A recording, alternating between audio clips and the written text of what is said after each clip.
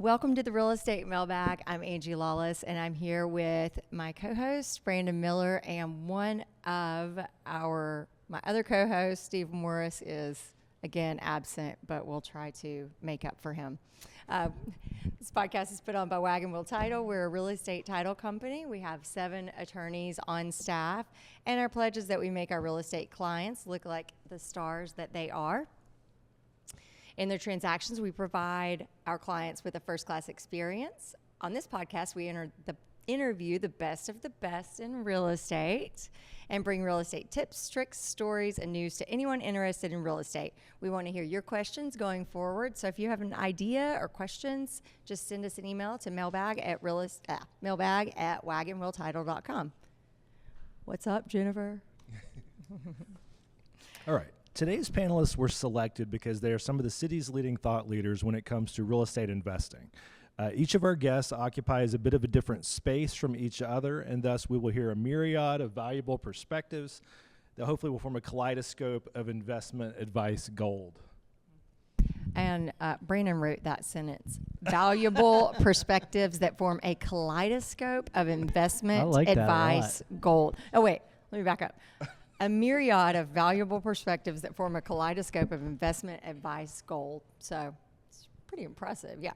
All right, so just to introduce our panelists here today, first on the end here we have Brandon Thornberry. He is the founder and owner of Urban Gate Capital, a dynamic investment firm specializing in identifying and seizing opportunities in emerging markets. With over 19 years of experience in real estate, Brandon's journey began in a single-family home acquisition and renovation before transitioning into the multifamily and commercial real estate space. His expertise lies in pinpointing potential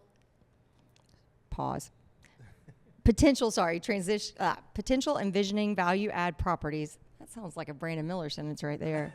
Let me start this over. His expertise lies in pinpointing potential, envisioning value-add opportunities, and executing strategic plans to enhance property value.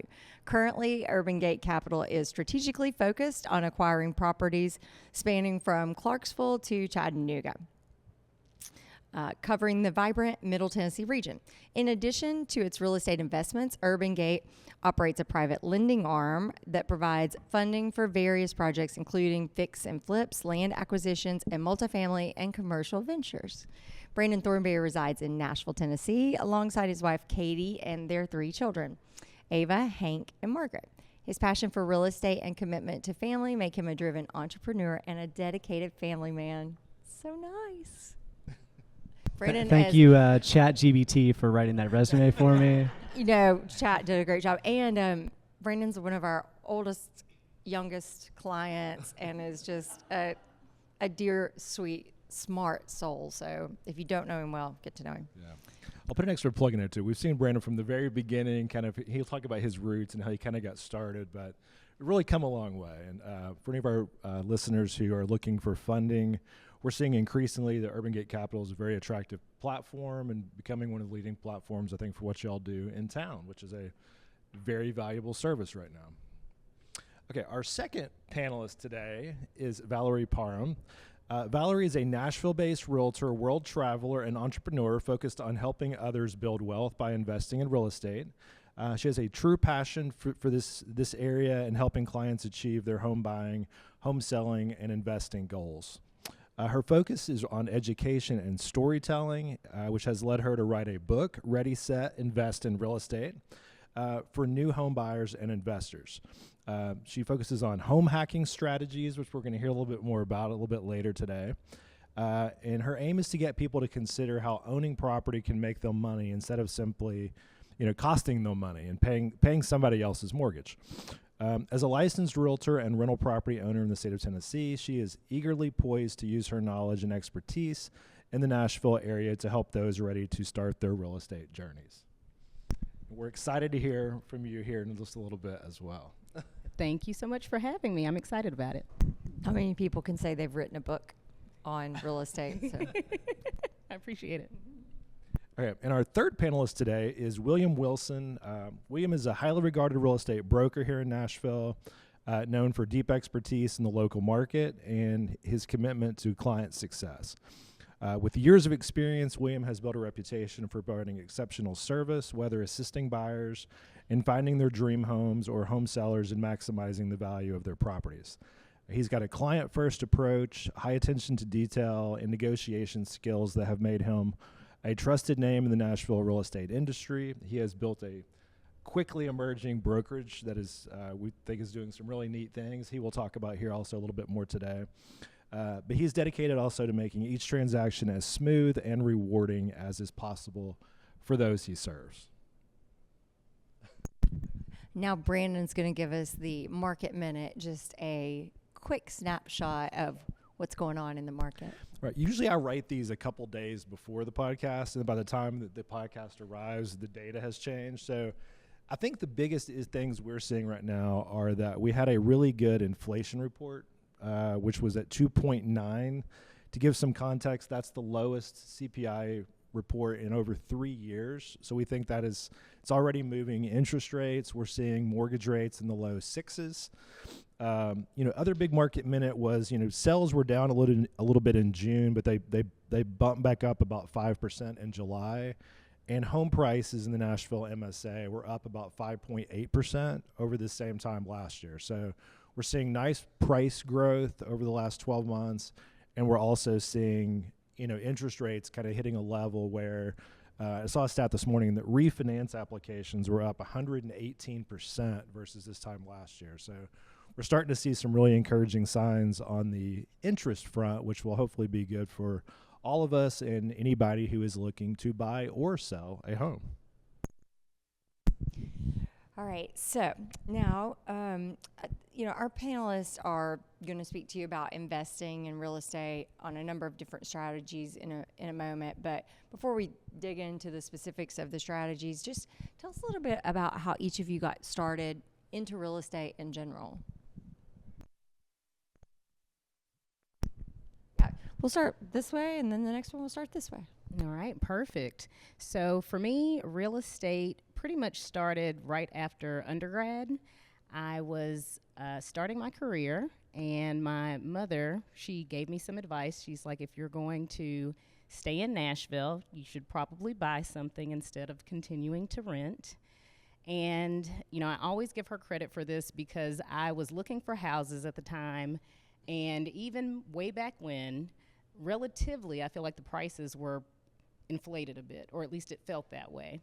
I'm from a small town in West Tennessee, and the cost of living there is much less than it is here in Nashville. And so when I started looking for properties, I was not having any luck. I called my mom, and she's like, I'm going to come to Nashville and help you find a property for $60,000. And while she didn't help me find one that was $60,000, we did find a foreclosure that was less than $100,000, and it was over in South Nashville, so a place that I probably would have never traveled over to view. I hate traffic. I've always hated traffic, so I wanted to stay close to the city, but she could see an opportunity there. At first, the property that we found, I did not like the property. It was not my dream home. It didn't have everything that I wanted in the property, but she helped me see the opportunity in it. She told me that this was not going to be my first property, so I needed to look at it that way, and it really turned on that investor thinking for me. And with the sale of that property, I made a six-figure profit, and from there, I was off to the races. I love that. Your mom's like, no, let's get you in a little bit worse area. Let's get you in a little bit worse home. It worked out, though. It worked out. She knew what she was doing. She knew what she was doing. But were you doing this as part of, were you doing another job and this was a side project, or was this kind of a focus? I know you went to Vanderbilt, so this is after college. Yeah, this was really my first home. And so I think I was thinking of it more like, I just graduated from Vanderbilt, let me buy this amazing property. And she kind of stopped me, or at least pulled me back from that to think about it like, what else could you do with this property if you get something that you can afford, that you don't fall in love with, and then that way you can stay in it for a couple years and then rent it out. So I think I kind of thought of it as buying it, living in it, and then moving on to the next thing. And then it also helped me learn about capital gains tax exemption if you live there, et cetera. And so there are just so many things that I learned from living in that house first and then, moving to the next. Hello, my name is William. I started my real estate journey around 2015. One of my mentors, Corey Hammonds, put a bug in my ear. He was like, this was actually like 2011. He was like, yeah, you should think about real estate. So what I did, I didn't actually make a move on that really until late 2015. My first investment actually was on a project that he was developing. He had a project going on Charlotte. I just invested some of my capital in it, and then I realized how beneficial that was. So then I got my license later that year and started investing in Houston, Texas, actually, after that. So one of my business partners is in Houston, and we developed quite a bunch there. But mainly, it started from Corey Hammond just putting that bug in my ear. Initially was I would say the genesis of where it started. From there, from Nashville to Charlotte, and then invested in Texas as well. What were you doing, Will, before you did that at all? Were you working in a corporate job, or what was? Yes. So I was explaining before, I did music for a while. Lived in L.A., lived in Charlotte, lived in Atlanta, moved back in 2015. That's when I started. And so I was working at Tractor Supply corporate office in Maryland Farms, and doing real estate at the same time. So I worked at Tractor Supply. I actually left there and went to not Genesco, Comdata, which is also right around the corner. So, but on the investing side, I try to keep my W-2 job as long as possible to purchase as many homes because it's a headache trying to go 1099. So so I was W-2 all the way. Well, I mean, I think that's a really good point, actually. I mean, that's how we got started too. Like when we had a W-2 job before we took off just to start Wagon Wheel. Even no matter what you do, you need a little solid base if you weren't born on second or third base, first base. I don't know. If you weren't born ahead, whatever base you were born on. Third base. Fine, all the bases. What about you, Brandon? Yeah, my first investment was a house hack. And if you don't know what a house hack is, I know Valerie does, right? So a house hack is when you buy a property and you either rent out one side of a duplex, or in my case, I bought a 4-bedroom, 3-bath house in East Nashville in 2005, and I rented out 3 of the rooms, and I lived there for free. And that's when I caught the real estate bug. I was like, sign me up, let's do this. So that house appreciated in value enough even in the first year that I took out a HELOC, and I used that HELOC to buy my first true rental, which was a duplex in East Nashville. And I still have that first house. It's a rental now, and that's how I got started. And then just slowly bought houses from there. One the first year, 2 the second, and then grew from there. It's been a wild ride. Very good, guys. So the next thing that we're going to do is we're going to go into a little segment called Breaking Ground, which is where we look at some of real estate news or articles that we've found. And so today we just pulled out one, which you guys have, called the 15 Best Real Estate Investing Strategies. And we just thought this would be a great way to get our panelists to discuss, 1 to 2 of these strategies and kind of educate everybody on some strategies that they like. Brandon, you want to take this one first? Sure. I hope I don't steal Valerie's thunder, because I'd like to mention the BRRRR method, which is mentioned in that article. So the BRRRR method, which Bigger Pockets originated, is the buy, renovate, rent, refinance, and then repeat. So that cycle. So I've built my business on the BRRRR method, and specifically today I do the BRRRR method in commercial properties. So I buy multifamily apartment buildings, flex space, and retail buildings, and I buy typically off-market deals, distressed properties that have value add, and I renovate, increase rents, and then refinance. And my main goal is velocity of money. So I try to turn money very fast. My goal, if I buy an apartment complex, is I want to drive up the value within 24 months to the point where I can do a refinance and have all my capital back in 24 months. And so at that point, I have infinite returns on my money because I have zero money in that deal. So I started out doing BRRRR in single family, and then realized that if I was going to scale, I wanted to do that on the multifamily and commercial front. And it's been powerful seeing how you can use forced appreciation commercial properties to really achieve that velocity of money. And that's my main focus. And then my other business is the hard money lending business.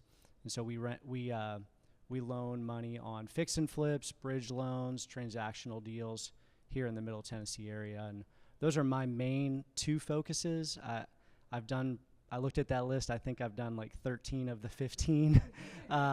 And, you know, I think that was good to try out a bunch of things, but realized if I was really going to excel in something, I needed to focus. So, for example, I'm a licensed realtor, but I don't do any realtor work. I used to flip homes.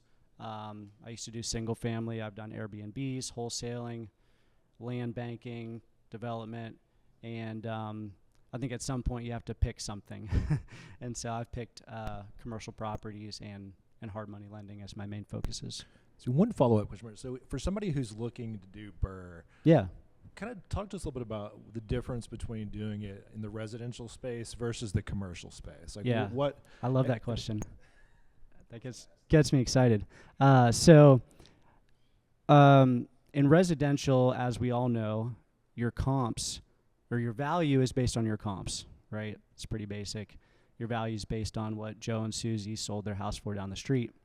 What I love about commercial is your value is based on your NOI. So your value is based on your income. If you can be a really good operator and come in and drive up your income, and a lot of times even lower your expenses, you can drive up your NOI, and you can actually call your shot. So you can say, hey, if I can get the net operating income from $100,000 to $200,000, I can drastically drive up the value. And so a little back of the napkin on that, at a 6 cap, every dollar you add in NOI per month adds $200 in value. So for instance, if you buy a 10 unit and you raise rents $100 on those 10 units, you're going to add $200,000 in value to your property. If you can increase rents $400, you're going to add $800,000 in value to that 10 unit. So I love that if I can be really great at it, I can actually control my value, and I can actually project out what my refi is going to be. Versus in residential, you're really counting on the market.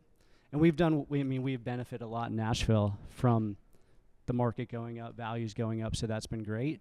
But I love being able to have more control over what my future value is going to be. So that's the biggest, I think, benefit. The other benefits are better financing, bonus depreciation, economies of scale, scalability, all of those things. But I think the forced appreciation, I think, is the biggest benefit in the commercial world. Can I ask a question? Determining value. What's the appraisal process like for the commercial value end? Yeah, so most of the time in commercial, they're going to go off of NOI. So I just got an appraisal back yesterday. I'm buying a retail strip center in Clarksville this month, and I'm buying it at $30 a square foot. So like what I think is crazy low, but the rents are insanely low. So the value came in, the appraisal came back $200,000 more than we're buying it for, but I still think that appraisal is crazy low, and it's because it's affected by how low the rents are. And so if we can come in and really drive up those rents, we can drive up the value. So yeah, that appraisal is going to be on the income approach versus the comp approach. Yeah. How do you justify your rent increase without losing your tenants? So the question was, how do you justify your rent increase without losing your tenants? Yeah. So sometimes we do. So I'm renovating a 96 unit right now, and we've been pretty aggressive on rents. And when we do those rent bumps, right now we're losing about half of our tenants when we're doing those rent bumps. We provide renovation, a la carte renovation to existing tenants that they can pick from renovations that they want for their apartment, sort of to add value if we're going to raise their rents that aggressively. And then if they leave, we go in and do a full renovation and take it right to market. Yeah, so I think where a lot of, or not a lot, some multifamily owners get tripped up is they don't want that vacancy, but they're missing out on that huge value that they're going to get from bumping the rents. So I'm focusing more on how quickly can we drive up the NOI and get to that refinance, rather than focusing on how can we stay occupied at the complex. Does that help? Yes. Okay, great.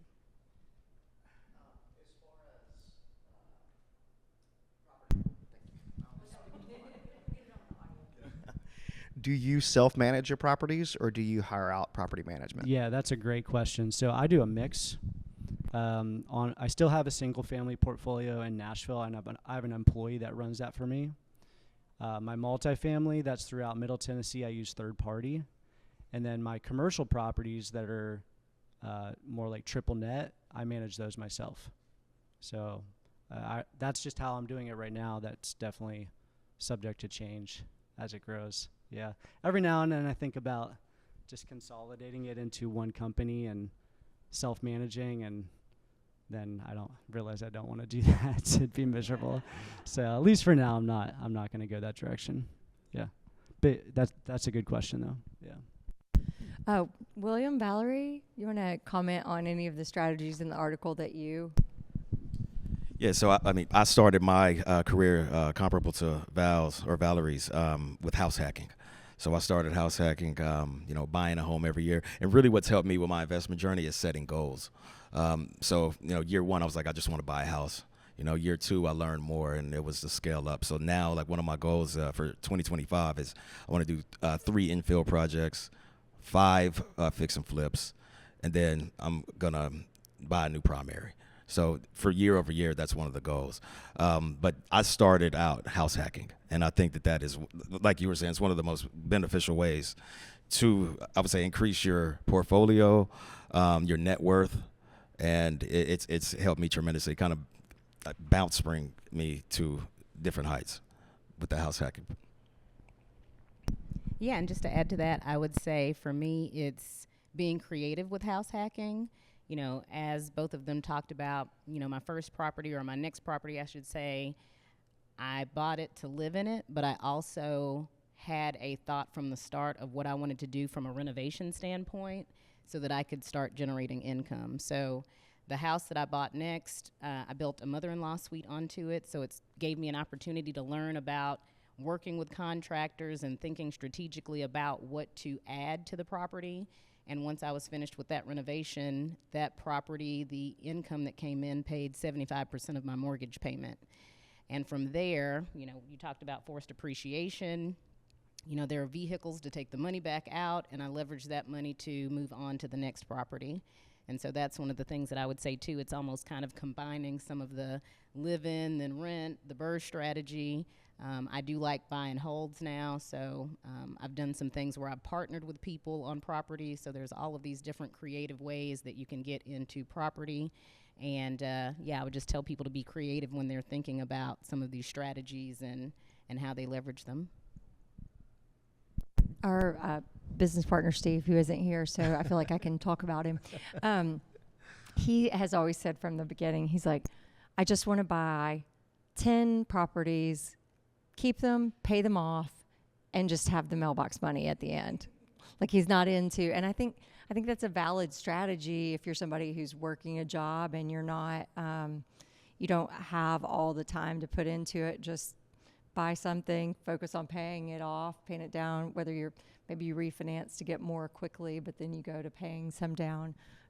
So I'll tell a story too. So I remember when I really kind of got interested in real estate investing was, I lived downtown at the Benny Dillon. So a lot of people may know that building. It used to be an apartment building, but it's a condo now. But my next door neighbor, who's a guy named Pat Gilroy, he had just started Vanderbilt's MBA program. And so he decided he didn't really have a lot of money to pay for it. It's very expensive. So he ended up finding a house in Sylvan Park, got 3 roommates that were all classmates after he bought the house. He basically lived there for free for 2 years during business school, and then he sold it and literally made more money than he owed on business school, paid off his business school, and that led him to become a real estate developer. He's become very successful both in Atlanta and now in Charleston. But that his experience and just kind of watching what he did, and he was kind of figuring it out on the fly. Like, he didn't really know what he was doing. But that made me think, wow, this is a great idea. And that, I think, is house hacking in a nutshell.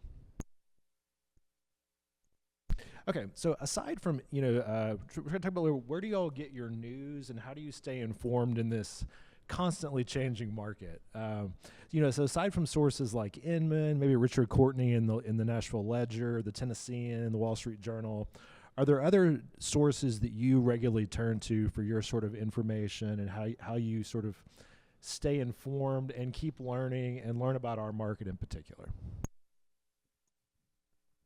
So I really like the Nashville Post, and their subscription comes. I'm not a salesperson for Nashville Post, but they have a daily email that comes out, and I love reading that because it'll just talk about, hey, this new development's popping up here. This property just sold on Dickerson for this.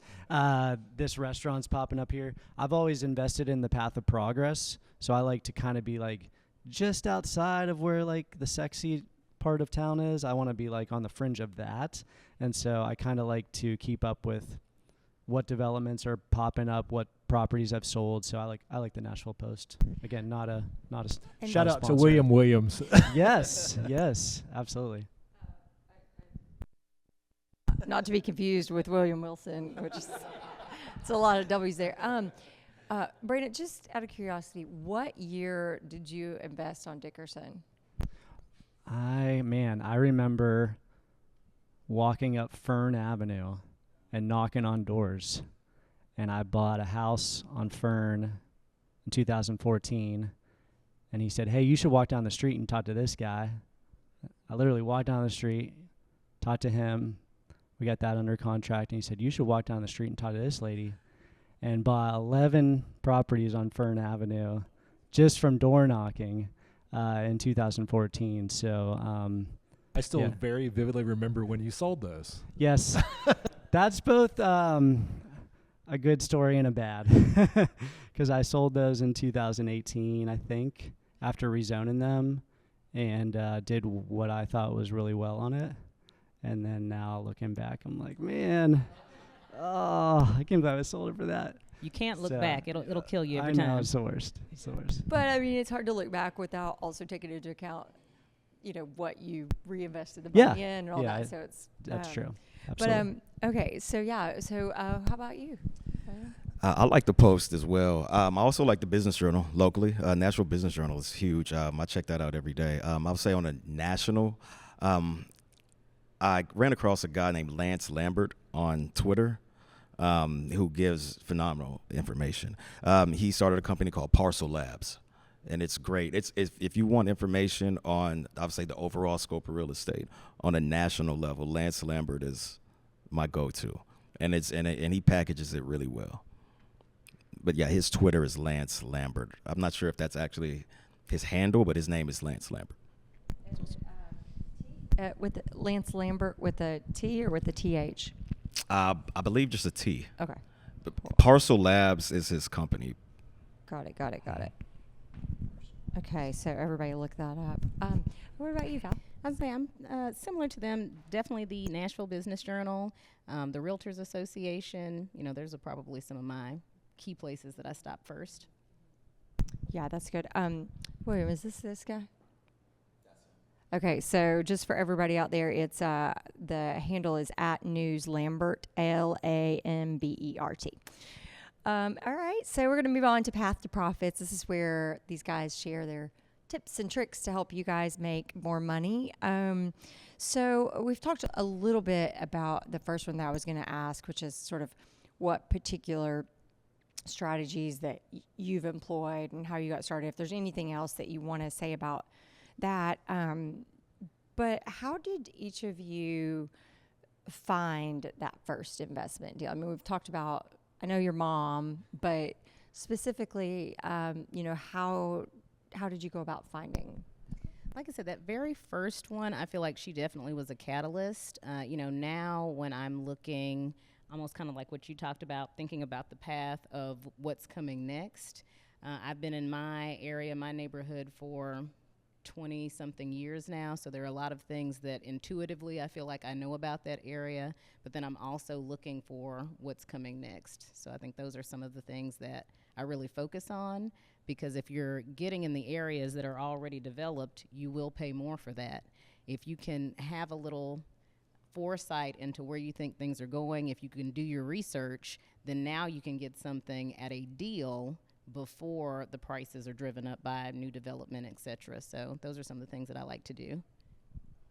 And those ones that have already hit, their appreciation is less. If at a certain point you get a big hit and then you go up, but you go up less. And so another reason to path to progress. Do you recommend sticking to like one area? Like you said, I know my area very well for investing, or do you sort of? I would say not necessarily. I think it really depends on your personal strategy and what you're comfortable with. But sometimes I think if you try to box yourself into just one area, you might miss out on an opportunity. So I love what, Will, you said about going into other states, other places. If you can partner with the right people, or again, if you can do the research on your own, there's nothing wrong with going out, beyond your pond, if you will. So I think that's totally fine too.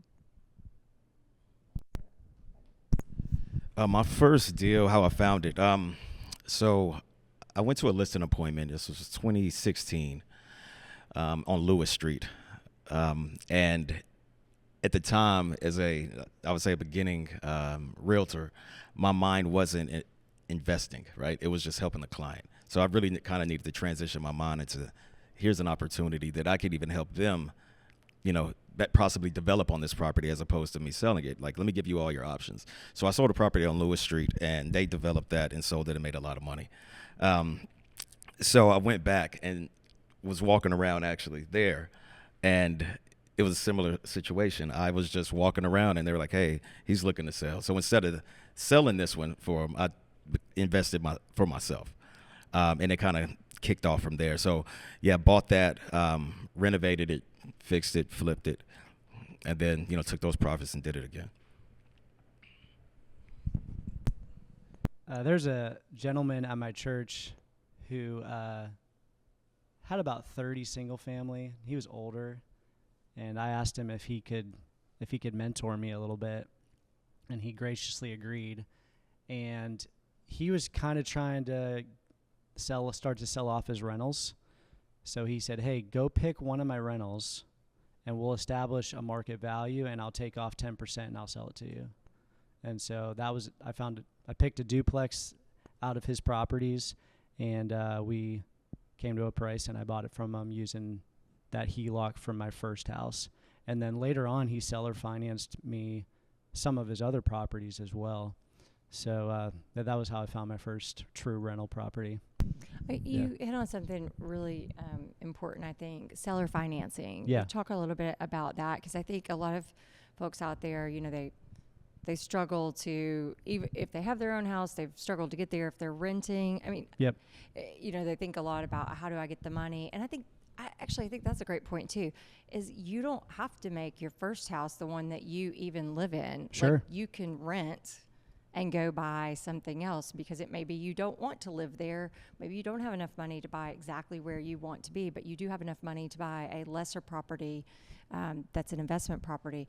But on the seller financing, talk a little bit about that. Yeah, and I think there's a little bit of a unique window right now with where rates are to do seller financing. I think sellers are more open to it right now.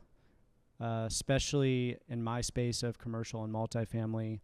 2-3 years ago, if you mentioned seller financing to a broker, it was almost like a swear word. You didn't want to bring that up. And now sellers, I think they don't want to come off their price of a couple years ago, so they're more open to creative options. And so what I'm doing right now is I'm submitting ABC offers. So I submit an LOI with an A option, a B option, and a C option. I used to ask brokers or sellers, like, hey, would you be open to seller financing? And I think that's a really bad place to start. It makes you look like you don't have any money. And so now instead, I don't even ask that question. I just submit an offer, either LOI, or I was even texting with a seller a few months ago that I ended up buying a property with, and I'll just say, hey, here's 3 options. I'll buy it at A, you seller finance it. Sometimes I'll even go above their asking price, and I'll list out the terms, like 6%, 7% interest only. I also am very clear that there's going to be a balloon payment. So a lot of times older sellers, they don't want to finance something for 30 years. And so I'll tell them, hey, I'll pay this off in 36 or 48 months, 6%, 7% interest only, and I'll put this amount down. And that's my A option. And then my B option is, hey, Brandon, yeah, did I go too fast there? No, I was just going to say, how much do you typically put down on something like that? Yeah, I think for an A option, I might start out with like 10% and see where what they think about that. And then a B option would be if they'll carry back a second. So I just bought a commercial building in Old Hickory last month where Wilson Bank, thank you to your husband Cody, gave me a loan in first position. The seller carried back a second, and I was able to bring 5% to that deal. And then I'll list a third option, which is, hey, I'm just going to go get a bank loan. And that's going to be at a lower price. So those 3 different options have different levers that you can pull. And yeah, I'm sometimes surprised. And so I like just laying out 3 options. Instead of saying like, hey, this is vague, like, would you be open to seller financing? It's just super vague and weird. So I just send an LOI or a text or whatever it is with like, hey, here's 3 options. Which one sounds good to you? And I think that people think in their mind they've got to pick one of these. They don't have to pick any of them. But it's like, hey, here's the 3 options, pick one. And I usually find they pick one. Or they send back, hey, I'd go with A, but I want like a little bit more money and like higher interest rate.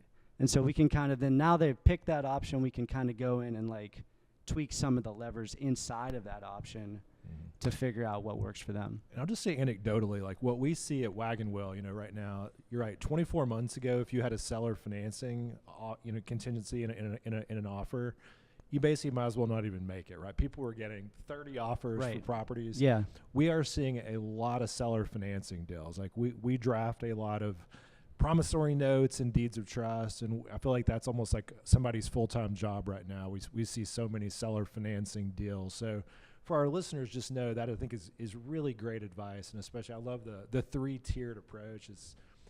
It's very innovative, and I think it makes sellers think about it in a different way. And I had a friend of mine, I was talking about this at a meetup a couple weeks ago, and he mentioned what he does is even inside of that, he will show the seller how much they stand to make out of each option. And I love that because a confused mind says no. And so if you're confused about something, you're just, I don't really get that, like, no. But if you can like lay it out really nicely, like in bullet points, like price, interest rate, down payment, balloon payment, here's what you'll make. Most real estate investors can kind of look at that and be like, okay, I understand that. Versus just like, hey, would you consider seller financing? I don't really know what that means. I've never done that before. It's kind of scary. Keep up with accounting. Yeah, I don't really know. So, and it defers their capital gains. So there's a big win for them too. Yeah. And I think also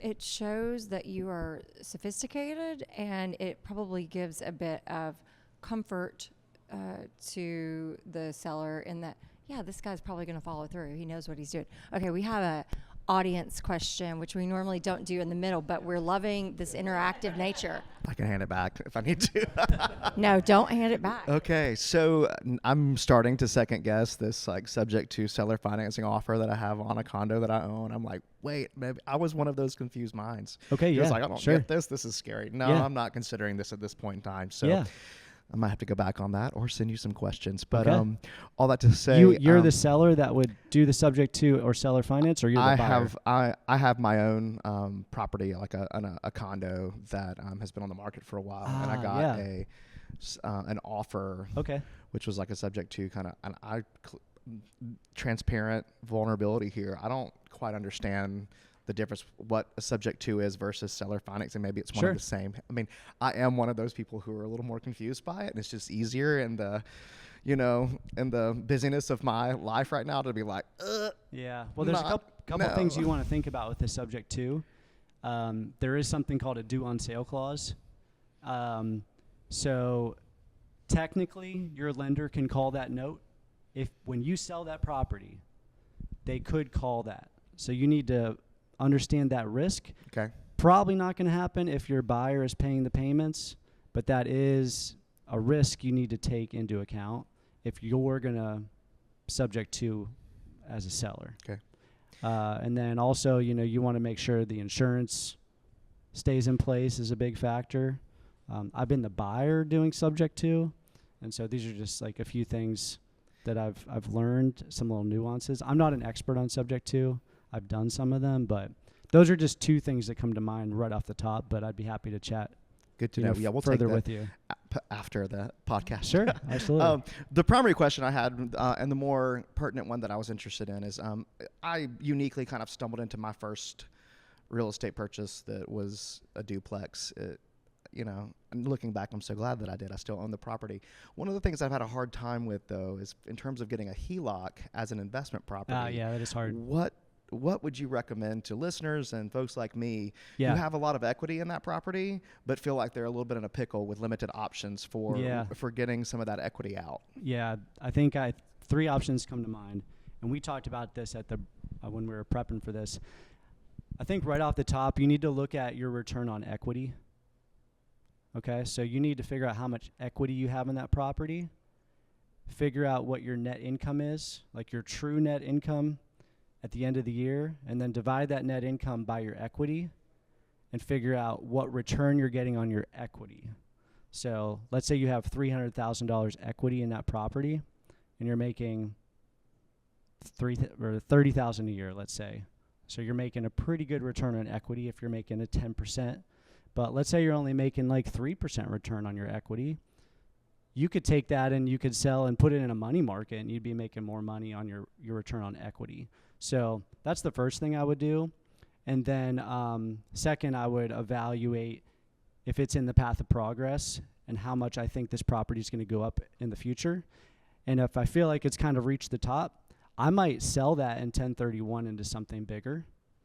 Now, if you decide to keep it, I would either look at a refinance cash out or I would look at a first lien position line of credit. And so what I like about the first position line of credit is that money is not burning a hole in your pocket. You're not paying on it until you draw on it, but you have it available if you come up on a really good deal. So you can now be like a cash buyer, right? Because you can send a wire tomorrow to close on something, because let's say you have $300,000 equity, you could have access to that immediately without having to go to a bank. Whereas if you go and refi, now you're paying on that mortgage, and it's going to kind of be kind of painful until you find that new opportunity. So I like the flexibility, if you're going to keep it, of a first position line of credit, and then you can jump on a deal. You can be in a very strong negotiating position because you're a cash buyer now. So does that make sense? Evan Thomas, everybody. With Onward Real Estate. I have found that it's hard to find banks that are willing to provide like a line of credit on investment property versus it being your primary residence. What would you recommend as far as finding resources or banks or lending institutions that are I think there's lots of local banks right now who I think would provide you that first position line of credit. I don't want to speak for Wilson Bank, but I'm doing loans with them right now, and I think they'd probably be interested in something like that. I've worked with F&M Bank on some first position lines of credit. So I leverage my paid off real estate with first position liens to be able to be a cash buyer on deals, and then reposition those properties, refinance them, pay my line of credit back down to zero, and then I'm just doing that over and over again. So I would say talk to 10 banks. Like, you need to talk. If you've got a no from one, you haven't talked to enough. You need to talk to 10 local banks, and you will find a bank that will be interested in that deal if there's some kind of equity. piggybacking what Brandon's saying. We see quite a few banks that are doing that right now. Lending appetites change. What one bank is doing right now may not be what it's doing in 6 months. So we are seeing more. I would say the spigot is coming back on. Yep. It's not full on, but it's trickling more. Yeah. But there are a few banks too we can refer you that will do those types of loans, and there's a whole first lien HELOC product that some banks will even do for investment properties. Yeah, it's hard to find a second position HELOC on an investment, but a first lien is pretty common. And the other thing I'm seeing right now is a wide disparity from bank to bank. So I'll talk to 5, and 4 of them will say no on a deal, and then one of them will say yes.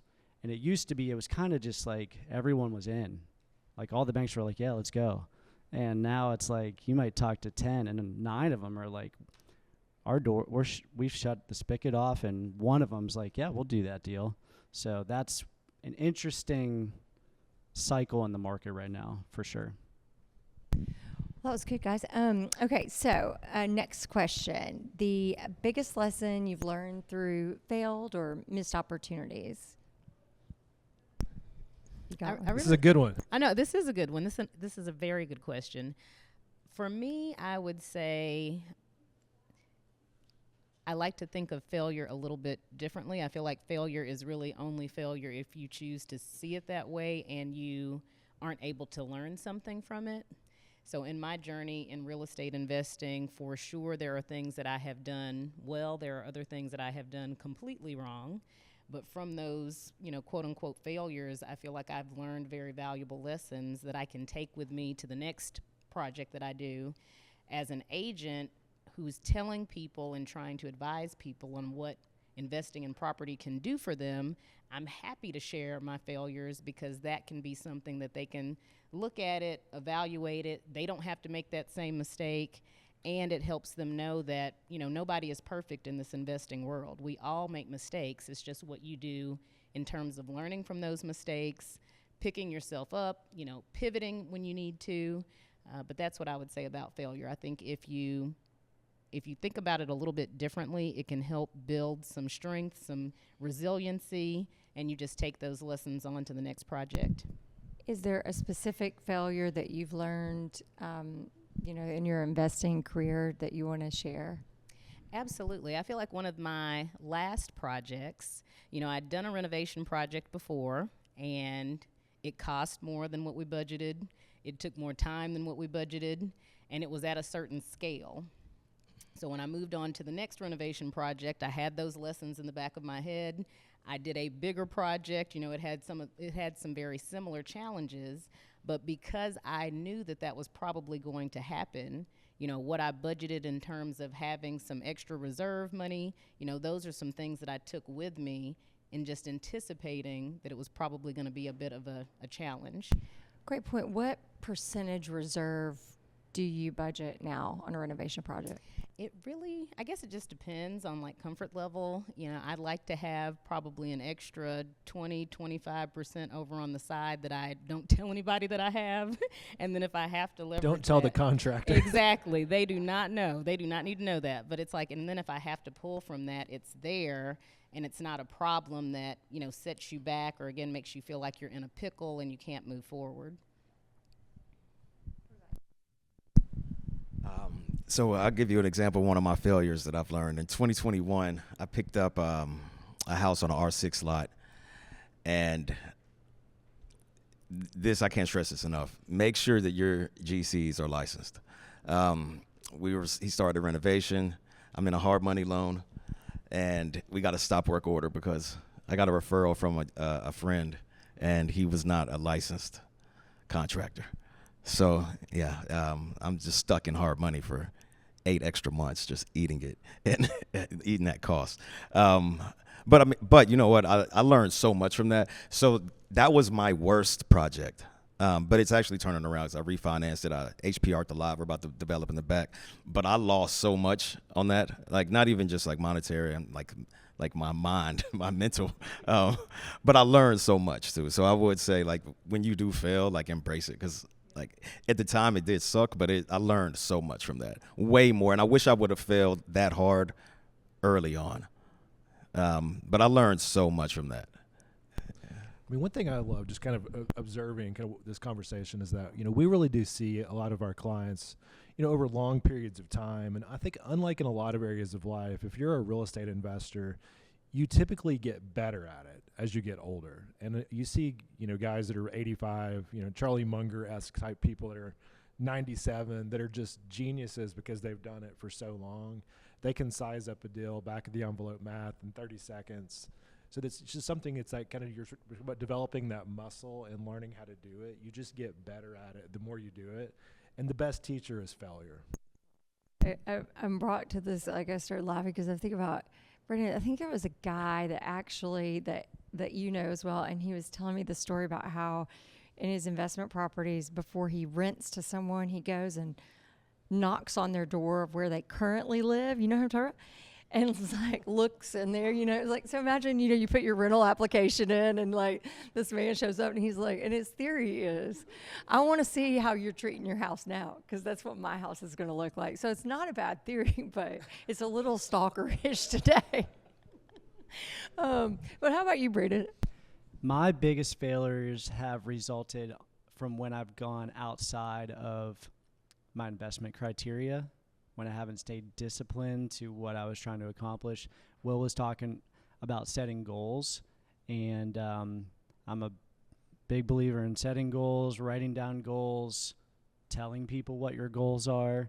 And when I have swayed from that and done weird things, either out of like emotion or maybe even wanted to impress somebody or whatever, that's been when I've gotten in trouble. So either investing with somebody else who is not experienced because like maybe the numbers look great, I've done that, and lost some money, or I invested as an executive producer in a documentary that has not produced what I thought it would, so just weird things outside of like my lane that's when I've gotten into trouble the most. Yeah. I think that makes a lot of sense, which is hard not to, because you get bored. I mean, I think everybody here knows, like, you get bored in your own lane. So you start doing, things outside of it to provide yourself some entertainment. And I think as long as you see it as entertainment value, I'm going to spend this money on this documentary for this reason. And it's like Vegas money. That's right. Cool. Yep. But if you it wasn't make or break money. Yeah, absolutely. But if you see it as something else, just think about it. Okay, so we have, we're going to just move on to one question that we have. It's a mailbag question. It's sort of a situational question. So Brandon, why don't you ask that question? Okay, here's our hypothetical question. All right. I have a client who has owned a house for 15 years. He currently has about $750,000 of equity in the house. He has been renting the house, and after expenses, taxes, insurance, he nets around $2,000 a month, so about $24,000 a year. He lives out of state, is spending late nights worrying about the property, and the house is also requiring quite a bit of attention and maintenance, having to call the handyman, plumbers. He has asked me if he should continue to hold the house or sell it and put his equity somewhere else. What should I advise, and how should I think about this situation? You said he has $700,000 in equity. I would initially. So I would. My initial thought was say let's 1031 that into something else. But then I would go into, why are you doing this? Like, for you to have this much equity, this may be an emotional decision as well. So let's just dissect why you're doing this. Also, we would have to also dissect the maintenance repairs on that, because he may not be making $24,000 a year. So initially I would just say let's 1031 this elsewhere, but it also depends on the location, right? Like, I want to see where is it. It's that path of progress. Correct. Because it may be beneficial to demo it, develop. So it's so many different variables there, but I would say for the sake of this hypothetical, I would say just 1031. Yeah, going back to like what we were talking about with that return on equity. So that's about like 3% return on equity. So again, you could go and put that in a money market and be doing better. So with I like no risk and no headache. No headache. I do really like what Will was saying, because there are a lot of little like caveats and things. Like if it's on 2 acres on Dickerson, let's maybe figure something out here. So call Brandon, he'll buy it from you. Yes, call me, I'll buy it. But yeah, I do really like, and Will was saying sometimes people are holding on to properties for emotional reasons. Like I actually just sold my first rental, not the first house that I house hacked, but my first true rental. I just sold that a few months ago, and that was tough for me because I sanded the floors in there, I painted, I mean, it was hard for me to let that go, but my return on equity on that deal was horrible. And so I sold that. I did a 1031 into a commercial property, and that's probably where I would advise on that type of deal. And one observation of you saying my return on equity was horrible, another way of saying that is really saying this was a phenomenal investment, which has now made it not as smart to keep holding because the upside has now become limited because it's already had such. So just to be clear, that's the reason the return on equity is bad. That's right. You're in a good position for sure, and I like thinking about 2 ROEs, so return on equity, and also return on effort. And that property, I was getting a horrible return on effort as well. So I think those are two good things to think about. And real quick in there, just want to point out, and we won't go into it here, but on 1031s, we have a great 1031 company. We don't get anything from them, but that's something. Don't mess around with the individual guy who's doing it kind of as part of his law practice. And I would say that even if we were doing it ourselves, because which we do not. Right. But we can connect with companies that do it seamlessly. But that is, a great area to make money, to let your money that could otherwise be with the IRS be used to make you money for a while. But don't mess around with it, because you can also lose that in just like a split second. So. Valerie, I'll let you. Yeah, it's just, I feel like they killed it on the answer. But really and truly, I think it does go back to understanding what they're trying to accomplish long term. People do become attached to properties.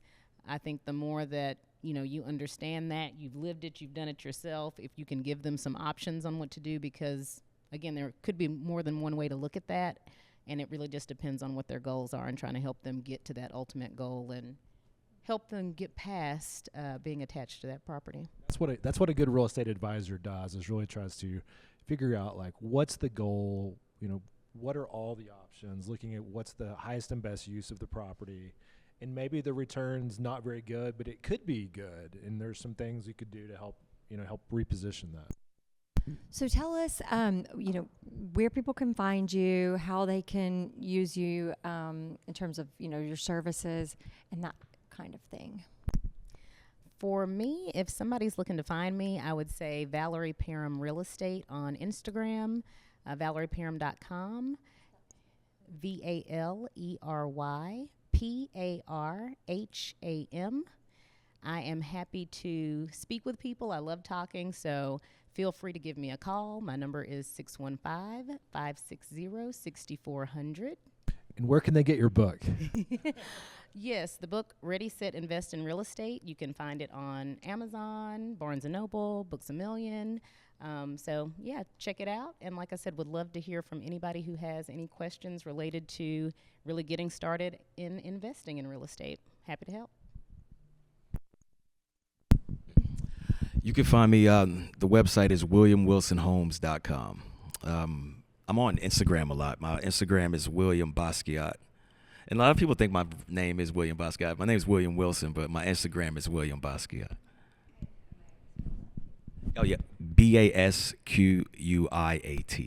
And where does that come from, Will? John Michael Basquiat is my favorite artist.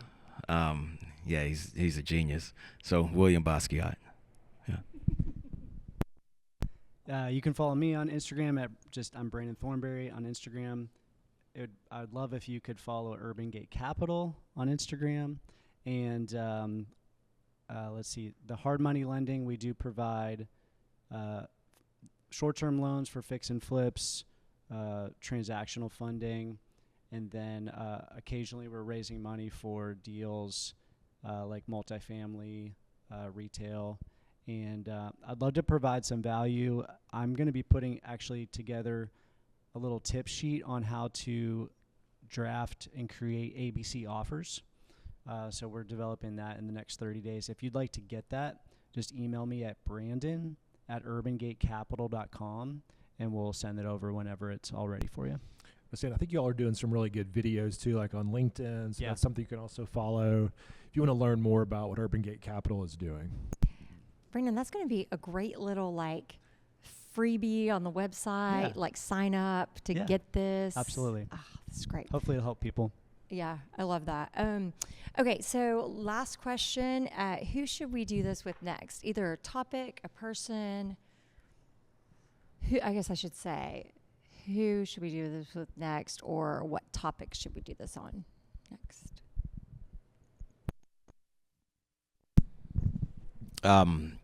I would say Abram Mitchell is a developer in Nashville. He has scaled this business quite a lot. Very impressed with him. Young guy, he's 25. I would say reach out to him. He has a lot of information and knowledge to share. I have a passion for adaptive reuse, so I'd love to check out a podcast about renovating weird buildings and doing creative stuff with it. I don't know if you guys could do something in depth on numbers. I'm definitely a numbers person. I think that can tell the story, again, to take some of the emotion out. So any topics related to going deeper on the numbers, I think would be great. I'll have to bring Grant Hammond back. All right, well, guys, that is a wrap for us today. So thanks for joining us for another episode of the Real Estate Mailbag. If you have any questions or ideas, again, that's mailbag@wagonwheeltitle.com. Thanks again to everyone for being here in person, and thank you guys to our panelists for being excellent. And now that we've wrapped that part, if anybody has any other questions,